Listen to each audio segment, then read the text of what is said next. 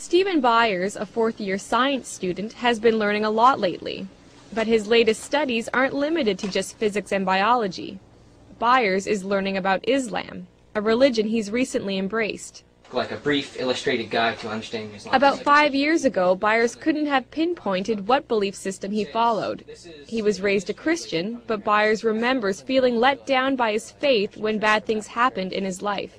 I would always question, like, why would God do that to me, or my family or my friends, it just didn't make sense to me. And then I got pretty angry. That was like the only time in my life where I was really angry about a lot of stuff. Now Byers is feeling more settled. This past spring, he was encouraged by some friends to learn more about Islam. What he found was a belief system that, he says, was a perfect match for his logical mind.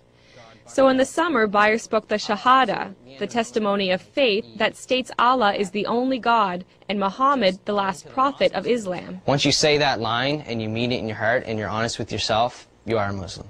It says, say there is no God but God. Abdul Haq Hamza says one reason why people gravitate to Islam is because there's something missing in their lives they want to fill. Hamza is a science professor at University of New Brunswick and also president of the Fredericton Islamic Association. He says Islam reminds people that they need to step away from the material world in order to find peace from within. Because Islam tells you you have to pray 5 times a day.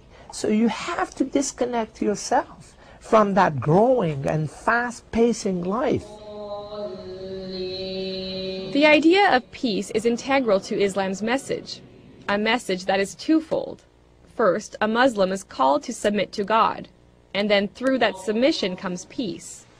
Hamza says the only way to achieve peace outside is to achieve peace inside, through the will of God. It's like a glowing piece of coal. If you look at it when it's not lit, then it's just dark.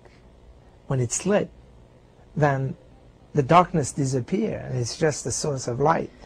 The other major duties that are required in Islam can strengthen a Muslim's commitment to God and to peace. They include praying 5 times a day and reading Allah's Book of Revelations, the Quran, fasting in daylight hours during the lunar month of Ramadan, giving to charity, and, if you have the money, taking a pilgrimage to the holy city Mecca at least once in your life. Byers hasn't been to Mecca yet, but he did take part in the fast of Ramadan for the first time. Not eating that period of the day teaches you discipline, and it just, I guess, knocks you down a step and makes you realize, what it is like for those people that can't eat. This was just one of many firsts for Byers, but he says that still it's been easy to adjust to this faith. That's because he feels the fundamental values of peace, charity, and goodwill were already a part of his character.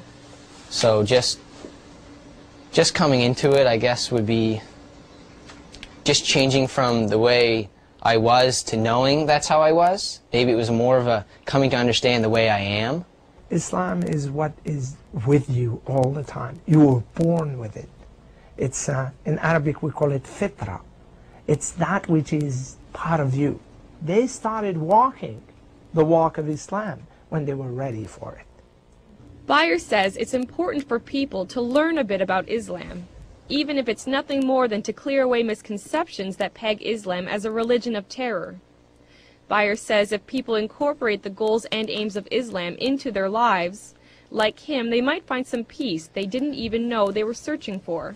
Sarah Trainer, CBC News, Fredericton.